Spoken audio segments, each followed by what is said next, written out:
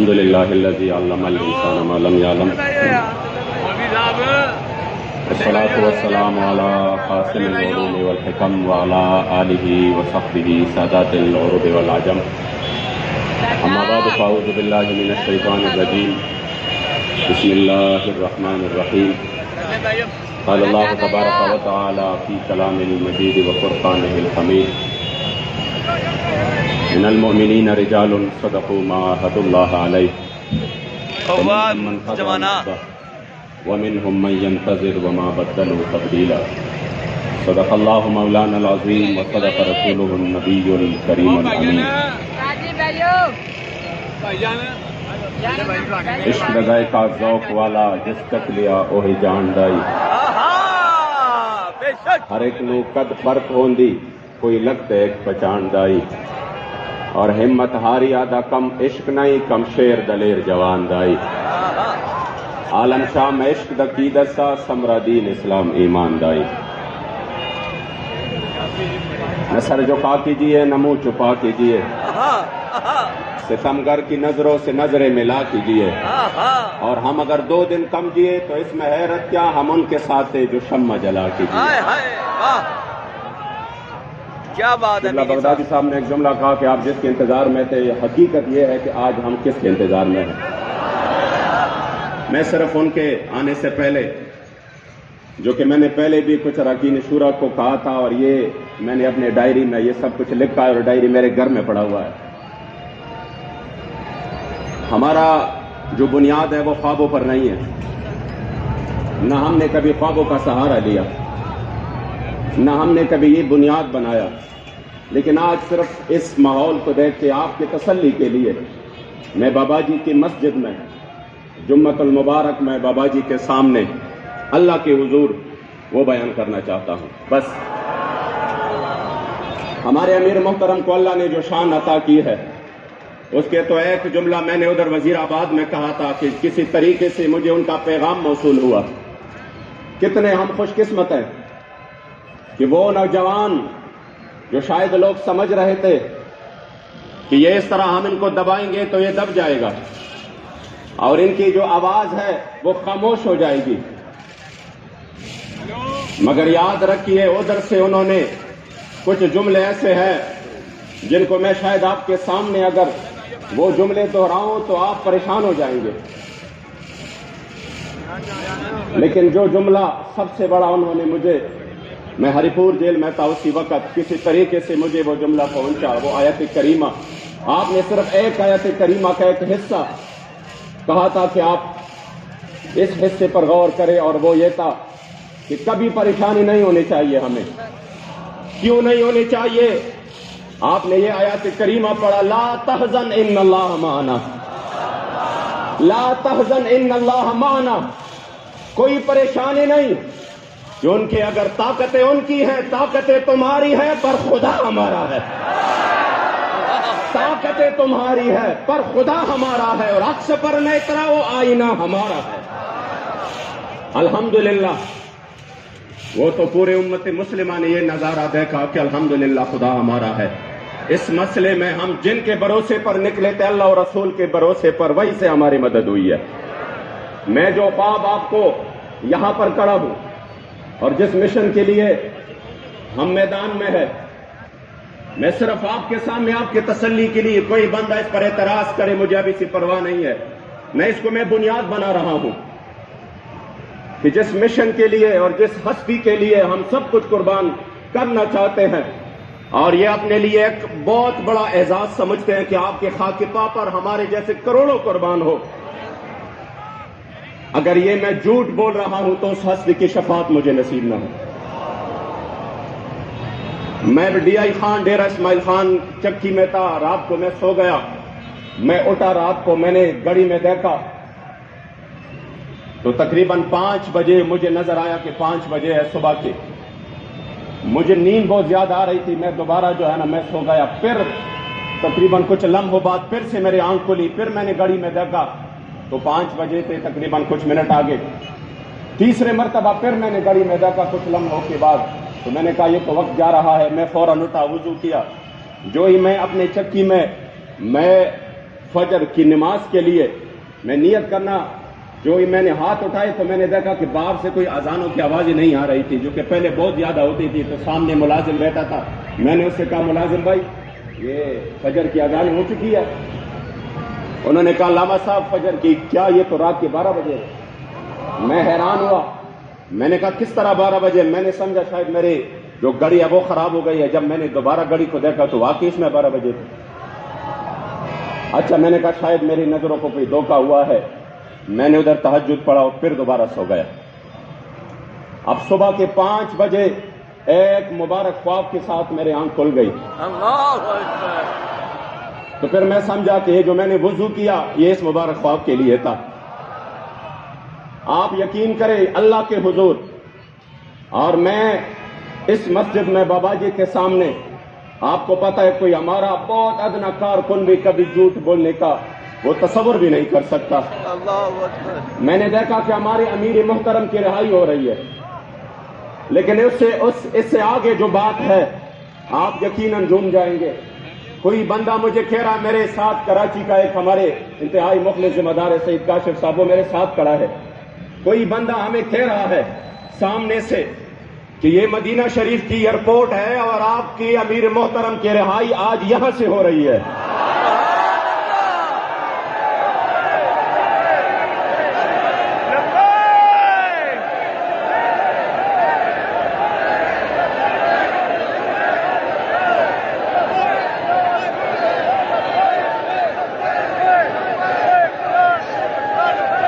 ہم ادھر استقبال کے لیے تو کڑے ہیں، لیکن آگے جو بات ہے کہہ رہے کہ آج کچھ کارکن بھی ادھر موجود ہے. کہہ رہے کہ آج جو آپ نماز پڑھیں گے تو آپ اپنے کارکنوں، آپ کے قائد اور آپ کے کارکن آج نماز مسجد نبوی شریف میں بھی پڑھیں گے. اور ہمیں کہا جاتا ہے کہ آپ اسلحہ سمیت جائے، آپ نبی الملاحم کے مسجد نبوی میں اسلحہ سمیت جائے، کوئی آپ کے لیے روک ٹوک نہیں ہوگی، آپ کے ساتھ اسلحہ بھی چھوڑا جائے گا. اور خدا کی قسم میں دیکھ رہا ہوں کہ ادھر وہ جو ایک رسی سے ہوتی ہے پلاسٹک والی، آ کے بالکل میرے مصطفی کریم کے روضے مبارک کے بالکل سامنے، بالکل قریب میں وہ جگہ ہم اس طرح وہ رسی لگا کر بند کر دیتے ہیں کہ یہاں پر اب امیر محترم اور ان کے کارکنوں نے آنا ہے. پھر میرے جب آنکھیں کھلی تو یقیناً بابا جی کا جو عشق اور محبت میں آج جو جملے آج بھی الحمدللہ جو کہ تاریخ میں یہ ہمیشہ سے یاد رکھے جائیں گے کہ ہم جن کا کام کرتے ہیں وہ ہمیں بے آسرا نہیں چھوڑ رہے اور وہ مالک ہمیں دیکھ رہے ہیں. آپ یقین کریں آج ہمارے لیے وہ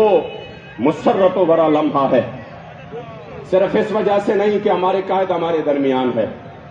ہمارے قائد نے تو میں اس بات کا گواہ ہوں، یہ ان کے اپنے جذبات تھے. ہمیں تو 20 منٹ بھی گوارا نہیں تھا کہ آپ اندر رہے، ہمیں تو 20 دن بھی گوارا نہیں تھا کہ ہم اندر رہے. میں صرف آپ کو اپنے قائد کے وہ الفاظ دہرانا چاہتا ہوں کہ مجھے انہوں نے پیغام بھیجا کہ امین صاحب، کوئی بندہ 20 سال اگر کسی نے جدوجہد کی تو 20 سال ان کو گوانتانامو بے جیل میں بھی جانوروں کی طرح رکھا گیا، کس طرح اذیتیں دے گئے ان کو، لیکن 20 سال اللہ کریم نے ان کو کامیابی عطا کی ہے. تو کم از کم 20 سال تک تو ہمیں کوئی گلہ شکوہ نہیں ہونا چاہیے. میں نے کہا یہ ہمارے امیر محترم کی جذبات تھے کہ 20 سال تک تو ہمیں کوئی گلہ شکوہ نہیں ہونا چاہیے. میں نے کہا حضور یہ تو آپ کی جذبات ہے، ہم تو 20 منٹ بھی گوارا نہیں کر سکتے کہ آپ اندر رہے. الحمدللہ ان عظیم کارکنان اور بابا جی کے میں کبھی کبھار سوچ رہا ہوتا کہ بابا جی آپ تو ایسے مقام پہ چلے گئے ہیں، لیکن ہمیں کن ظالموں کے درمیان میں اپنے چھوڑا، کس طریقے سے یہ ظلم و بربریت ہر طرف سے منہ کھولے ہوئے بے سر و سامانی کے عالم میں ہمارے کارکنوں کے صبح شام ان کے گھروں پہ کس طریقے سے چاپے پڑ رہے، کس طرح سامان اس کا سارا گھر کا وہ مکمل طور پر تباہ کیا جا رہا. یہ کس طرح ہوگا؟ عقل سے تو یہ بالکل ہمیں ممکن ہی نظر نہیں آ رہا کہ کیا ہوگا. لیکن واللہ پھر بابا جی کا یہ جو آپ تفسیر بیان کرتے تھے کہ وہ مکرو پہلے ہے، وَمَكَرُوا پہلے اس کے بعد وَمَكَرَ اللَّهُ وَاللَّهُ خَيْرُ الْمَاكِرِينَ کہ جب یہ اپنے ساری مکر چال اور فریب یہ کر بیٹھے اور یہ اپنی ساری چالیں چلائے پھر اس کے بعد میرے رب کی خفیہ تدبیر آئے گی بے شک اور الحمدللہ وہ خفیہ تدبیر آ چکی وہ ہم نے دیکھ لیا اور آپ نے تو میدان پر دیکھ لیا کروڑہا سلام آپ کی جذبوں کو یقیناً جن شہداء نے اپنا خون پیش کیا اس مقدس مشن کے لیے میں صرف ایک بات اکثر میڈیا والے کہتے ہیں مخالفین کہتے ہیں اور یہ اٹھاتے ہیں یہ نکتہ میں نے اب بھی سنا ہے بڑے مخالفین کی باتیں کہ یہ تو اپنے امیر محترم کی رہائی کے لیے میدان میں تھے میں نے کہا اگر امیر محترم کی رہائی بھی مقصد ہو تو امیر محترم بھی کوئی چوری میں ڈکیتی میں کوئی غداری دہشت گردی میں اندر نہیں تھا ناموس رسالت ہی کی وجہ سے تھا اور خدا کی قسم ہم ناموس رسالت کے اس عظیم سپاہی کے خاک پر بھی آپ کے قدم مبارک پہ کے خاک پر بھی اپنے آپ کو قربان کریں گے اگر یہ تمہاری بھول ہے واللہ ہم ان کی حفاظت کریں گے اپنے خون سے کریں گے اور ان کی حفاظت کرنا ناموس رسالت کے سپاہی کا حفاظت کرنا ہمارے اوپر فرض ہے کیونکہ اس زمانے میں بابا جی نے ہمیں جو تحفہ عطا کیا ہے کوئی بندہ سوچ سکتا تھا کہ بابا جی کے بعد کیا ہوگا میں نے کہا حضور امیر المجاہدین کے لختی جگر کو دیکھیے آپ کی آنکھوں میں ٹھنڈک پڑ جائے گی اور جو وصال کے بعد قبلہ بابا جی نے جو توجہ کی ہے ہمارے امیر محترم پر خدا کی قسم یہ مبالغہ نہیں ہے خدا کی قسم یہ خوشامدی نہیں ہے ہمارے سارے اراکین شورا حیران ہو جاتے ہیں جب ان کی باتیں سنتے ہیں حیران ہو جاتے ہیں کہ یہ تو کوئی اور بول رہا ہے اس کی زبان مبارک پر الحمدللہ ہم خوش قسمت ہے اور پھر آپ نے جیل کے جس طرح کی زندگی گزاری شاہوں کی تکبر سے بھی دب کر نہ رہا میں آخر کس بارگاہ خاص کا گدا ہوں میں آپ نے کر کے دکھایا کہ الحمدللہ آپ پر حضور امیر المجاہدین کا خصوصی فیضان ہے اور اس میں کوئی شک نہیں کہ جو قربانیاں ہوئی وہ ناموس رسالت کے لیے ہوئی پوری دنیا کے لبرل پریشان ہیں تو آپ کی پریشانی تو ہمیں سمجھ میں نہیں آ رہی چلو آپ کہتے ہیں میں حضور کا غلام ہوں تو آپ اسی صف میں کیوں کھڑے ہیں جہاں پر سارے دین دشمن پریشان ہیں تمہاری پریشانی کی وجہ کیا ہے لیکن قبلہ بابا جی بتا چکے فرما چکے ہیں کہ یہ منافقین کبھی خوش نہیں ہوں گے حضرت ابوبکر صدیق سارا مال لے آئے تب بھی خوش نہیں حضرت عقیل انصاری 1 کلو کھجور لے آئے تب بھی خوش نہیں تحریک لبیک پر صبح شام چھاپے پڑے تب بھی خوش نہیں یہ تانے دیتے رہے اور تحریک حضور کے غلام جب تاریخ ساز میں اس کو تاریخ ساز اس وجہ سے کہہ رہا ہوں شاید دنیا کی تاریخ میں اس طرح کا کوئی قافلہ جو شہداء کو لے کر چل پڑا ہو اور جو ظلم و بربریت اور گولیوں کے سامنے اپنے سینے تان کر کہے کہ آپ کے گولیاں ختم ہو جائے گی مگر حضور کے عشاقوں کی سینے ختم نہیں ہوں گے لبیک لبیک لبیک یا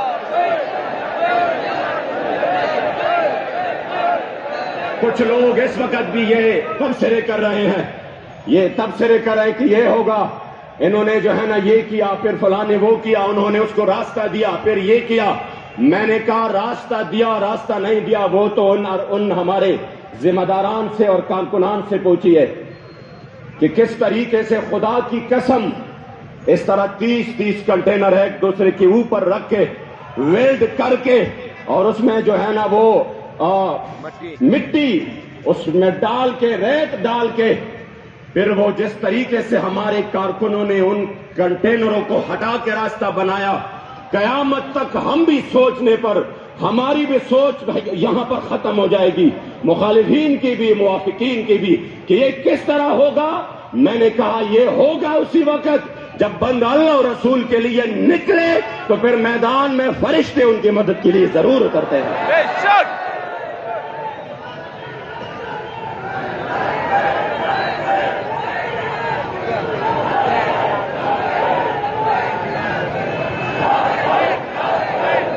آج بابا جی حضور امیر المجاہدین کے پہلے عرس مبارک پر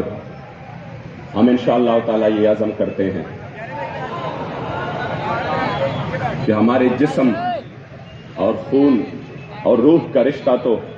جدا ہو سکتا ہے، لبیک سے رشتہ کبھی نہیں جدا ہوگا۔ انشاءاللہ انشاءاللہ یہ رشتہ تادم مرگ بلکہ موت کے بعد بھی، نزا کے وقت بھی، انشاءاللہ اور انشاءاللہ بروز قیامت بھی، انشاءاللہ انشاءاللہ ہم سوئے حشر چلیں گے شاہ ابرار کے ساتھ، قافلہ ہوگا روا قافلہ سالار کے ساتھ۔ انشاءاللہ